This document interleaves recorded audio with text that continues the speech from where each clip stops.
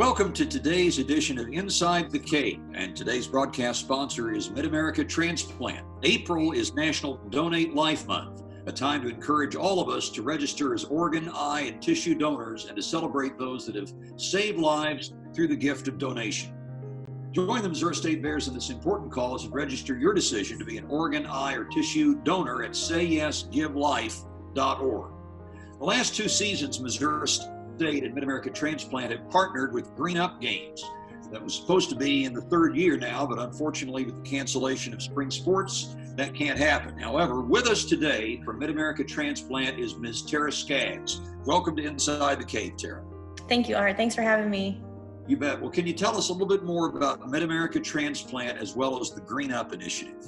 Absolutely. MidAmerica Transplant is an organ procurement organization. There are 58 of us throughout the United States working to save lives through organ, eye, and tissue donation. Our company is specifically based out of St. Louis, and we serve the greater Springfield area as well. When we work to save lives through organ and eye and tissue donation, and we also work to honor those who gave the gift of life, and we work on that throughout the entire year. April happens to be one of those months that are especially busy for us since it is National Donate Life Month. We came to Missouri State with the idea of honoring these people and to say, how can we talk to our community and influence registry and that sort of thing. And Missouri State jumped on board to say, yes, we would absolutely want to do that. The Green Up Games are something that we do at the baseball field. Coach Guttin allowed us to come and honor these people. Some of the things that we do there is first to honor these people. They let us throw out the ceremonial first pitch. They allow the donor family maybe who have lost someone to come and tell their story. We run a little bit about their loved one, and we spend the rest of the time watching baseball, which is my favorite personally, and we spend the time there with Missouri State and honoring these people, and that's what we are about at the Green Up Games. So why the month of April and why the color green? Yeah, month of April has been designated as National Donate Life Month, and it's set there to recognize people who have given the gift of life, but also to influence those to register on the registry and to make their decision known. So it's national, it's nationwide, and the color green are just the shades of green and blue are also set in place to donate life, and so that's just a recognizable thing. April 17th on Friday will be National Blue and Green Day, so they encourage everyone on their social media platforms to somehow display your blue and green to honor those who have given the gift of life. So besides doing that visibly on social media, what else can our fans do to participate in the Green Up campaign? It's important always to say yes, give life, and that is to sign the registry. I understand that it's not for every person. What we encourage everyone to do is have the conversation with your family. Signing up on the registry means to go to the DMV, but once you've done that, you've got to have the conversation with your family to tell them that's your decision and that's what you hope to do someday. And if you're ever in a place where you can save lives through organ and tissue, then you want to be that person. Telling your family is the biggest thing. And while we're all trapped in our houses right now, it'd be a good time to have that conversation to say, hey, I saw this girl on the computer with Missouri State talking about Green Up Games. And I mean, use me as an example if you'd like, but to just have that conversation with your family to say, yes, I signed up on the registry and I'm willing to do that if it ever is my time to do that. The courageous, just having that conversation with your family is massive. And so that's what viewers and Missouri State fans can do in the meantime. Well, Tara, thanks for joining us on Inside the Cave, and for all MidAmerica Transplant does. Very best wishes with this campaign.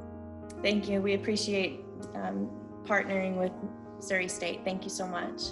You bet. It's Donate for Life with the Green Up Initiative. Again, please say yes, givelife.org to become an organ and tissue donor. Tara, thanks again.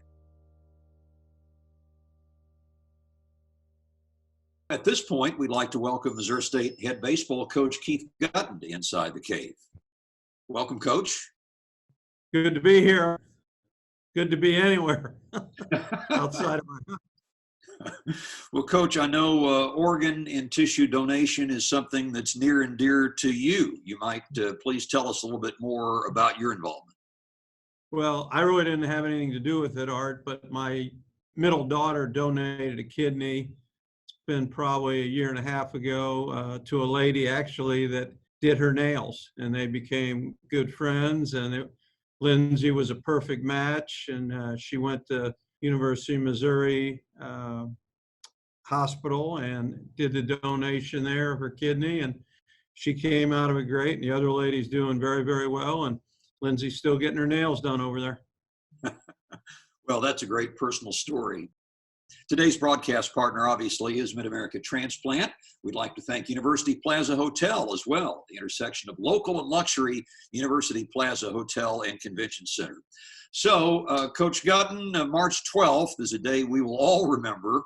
That was a day a lot of sports tournaments and leagues shut down, and the Bears were on the way to Cal Irvine to play a 3-game series in the Los Angeles area, actually on a bus to Los Angeles. When word came that the series had been called off, we turned the bus around, and by 3:30 that afternoon, the College World Series had been canceled.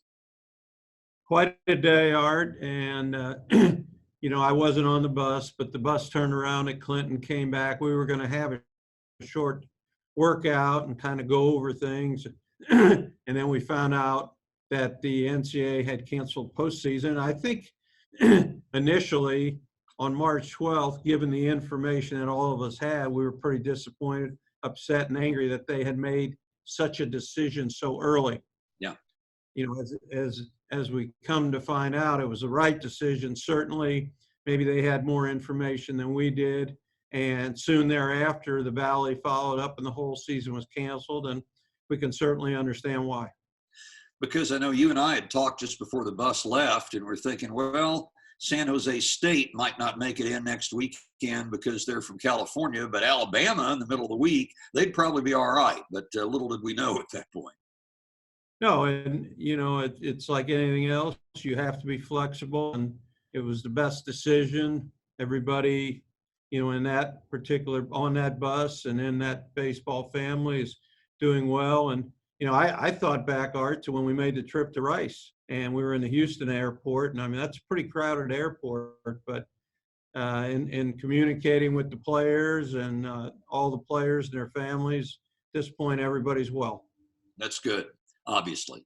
Well, the issue of granting an additional year of eligibility to spring sports athletes now has been resolved at the NCAA level, not just seniors, but everybody. Kevin Kane was on with us last week from women's golf. He said he just told his players to take it like a mulligan, that you got some free games in, some free competitions, and you get to have another season. What's it look like from your standpoint as to how many of the seniors might come back? Well, we had 8 seniors, Art, which is unusually high for us. At this point, 3 have said definitively that they are coming back. I think 2 are kind of on the fence, and 3 are not coming back at this point. So, every case is different. We've got guys in graduate school here, which made it a lot easier decision for them to continue that. We have a guy getting married. A couple guys are interested maybe in transferring to get more playing time. So everybody's different, but 3 of them that have been with us for quite a while, it looks like they're coming back.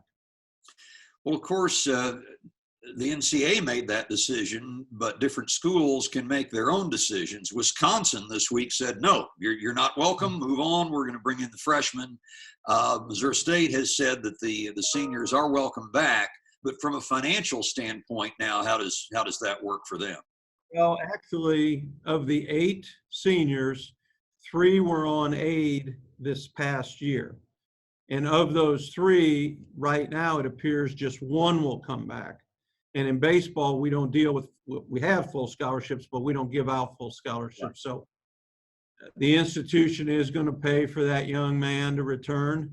And it's not going to be a lot of money, but it was certainly a nice gesture for them to decide to pick that up. Once again, today's broadcast is brought to you by MidAmerica Transplant, inspired by life. And a special thank you to Pinnacle Sign Group, the official signage provider of the Missouri State Bears. So obviously, you talked about picking up that bit of financial aid for the one senior. In terms of roster limits, kind of tell us how that works, because I mean, some schools will have more than three, or maybe you're going to have more than three. So, is there actually a roster limit, or is it just the scholarship limit that we're dealing with? Well, you still have your self-imposed roster limit by the institution, but the seniors coming back are exempt from that roster, and their scholarships are exempt from your 11.7. So you're carrying them, but they don't count against your roster, and they don't count against your scholarships. And so we're in good shape there.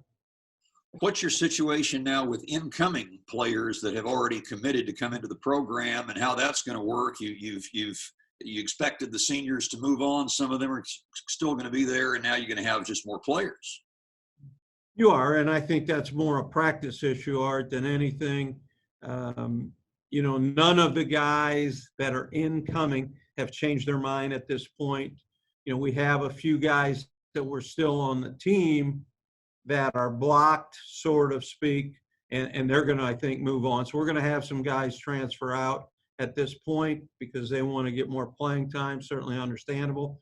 But none of the 10 guys that we signed in the fall have changed their mind. They're all coming in at this point, and they fit under our institutional roster cap. And of course, another thing that is yet to be resolved is about summer baseball. Traditionally, Cape Cod League, places all over, the Show Me Collegiate League here in town, I guess, have they? I mean, I haven't heard of any of them canceling, but their situations would be tenuous at this point, I think.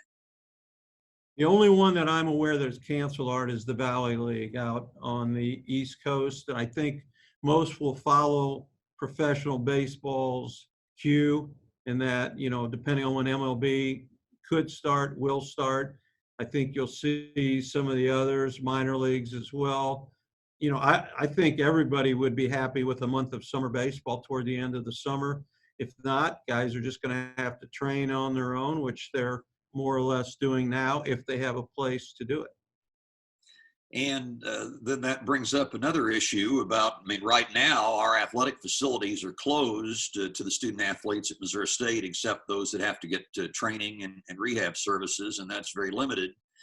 So that would be next, the opening of the training facilities, and we don't know when that's going to be done.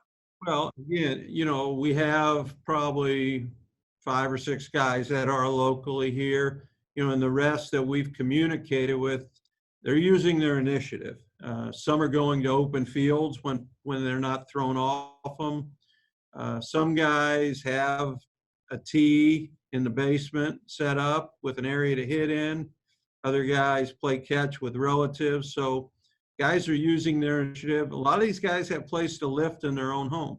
So they're doing what they can. And I think as our administration athletically has done a good job of communicating with us. We have Zoom calls once a week with the head coaches, and I think we're all going to meet individually with Kyle and Casey, try to get some more information, but they don't have information at this point. And when we get that information, we'll have a Zoom call with our team and go over some of those particulars. Special thank you to broadcast partner MidAmerica Transplant. We'd also like to thank Highland Dairy, the official milk provider of Missouri State University. So, Keith, what are your thoughts on how the spring season was going when it abruptly came to an end? You got in 17 games. Well, I liked the last game we had. We scored 13 runs, so that was, that was a plus, and that was something I thought, we really saw some good signs in that particular game. Our pitching was good, Art, throughout. I thought our defense really good, and the nice thing is you've got to bet everybody's back, basically, obviously, but that's the case with all teams. But I thought Forrest Barnes was outstanding. Wiley was really good. Yinger was good. So things to build on. We hope to get Ty Buckner back finally at full strength. Matt Russell will be another year away from his Tommy John. We signed some good arms, so I really like how that looks going forward with our arms. I thought we defended fairly well. I thought our hitting was starting to pick up. Of course, we had the ORU game where it didn't, but I thought we saw some signs, and it takes some time to get that lineup put together and going forward, but I was optimistic, certainly. Yeah, your JUCO transfer third baseman was doing a good job. He was, and he was becoming a shortstop. And he was coming off Tommy John that he had in the summer. So there were some limitations that we had on him in terms of his throwing, like 3-game series. He might DH the third game, but he was kind of transitioning over to short as we were trying to find our best 9, so to speak. But Grant did a really good job. I thought he was certainly one of our best players amongst those in those 17 games. Well, I use the word abrupt, and that's about the only way you can describe the way the season ended. I mean, all seasons come to an end, but you can look at the calendar and know if you lose 2 in the conference tournament or you in postseason play, but there was no way to predict this. So it's always a shock when you're so involved in a season and then boom, it ends. But this one really ended so suddenly. I know that's been an adjustment that everyone has just had to live with. It's really strange when it's nice out and you're not playing, and you keep thinking, every day you wake up and you think, well, what day in June is this? Because that's how you're taught to think, and it's a transition. It's different. It's unprecedented unless you're over 100 years old. But you have to be flexible in life, and you have to be flexible in your job. So you are. You bet. And that's Keith, one of your great strengths. I mean, you don't worry a whole lot, at least visibly, about things you can't control. If somebody makes an error, hits a home run, coronavirus pandemic, nothing you can do about it. Just move on. Yeah, and you know what? You try. Right now, our biggest challenge is roster construction, coming and going, putting our best foot forward and having the best 32 players, which is what our roster max is here, and the best 27 we can have on 8, and then hope for the best. And let's hope there's fall baseball. Let's hope there's practice. Let's hope there's football for a lot of reasons, financially for each institution, and just kind of take it one day at a time. Like I told my neighbor the other day from about 20 feet away, and we were just kind of discussing the whole situation. I mean, it might sound kind of crude, but as long as you've got stuff to eat and drink and a bathroom, you can pretty much survive. Yeah, and supplies to use in one of those rooms too is another good thing to have. Becoming more difficult to get. Today's broadcast partner is MidAmerica Transplant, inspired by life, and also the payroll company. Visit paydaysmadeeasy.com. So Keith, you talked about hopefully there's football and fall baseball. Hopefully there's major and minor league baseball at some point this summer. What are your thoughts on some of the proposals that are out there? Well, it's interesting, Art, and the owners have to make money. They already have a lot. We all know that, but they have responsibilities too.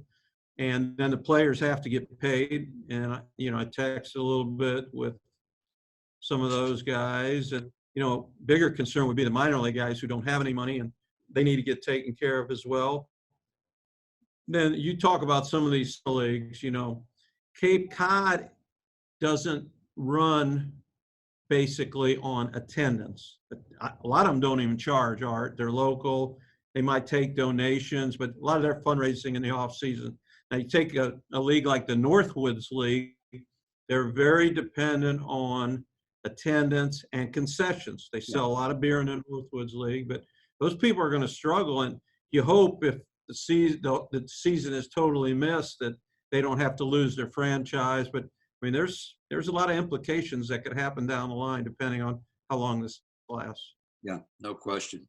Well, today's fan question is courtesy of Great Southern Bank. Great Southern Bank. Hopefully it's not for my daughter. I'm sorry? Hopefully it's not for my daughter, the one you picked. No. Well, we'll see. Great Southern Bank, understanding what really matters, member FDIC. I did see the question she submitted, but that's not going to be the one we're going to ask. Jay asked, will the NCAA adjust regulations to allow for more fall games this year in lieu of the early cancellation of the spring season? I think that's a really good question, and I think it's one that eventually, Art, will be brought up, but there's too many more critical things they're dealing with right now. We'd love to play more fall games. I mean, fall games are relatively inexpensive. You might pay for umpires depending on, but we don't really travel in the fall. You know, we always have the exhibition with jury, which is a great event.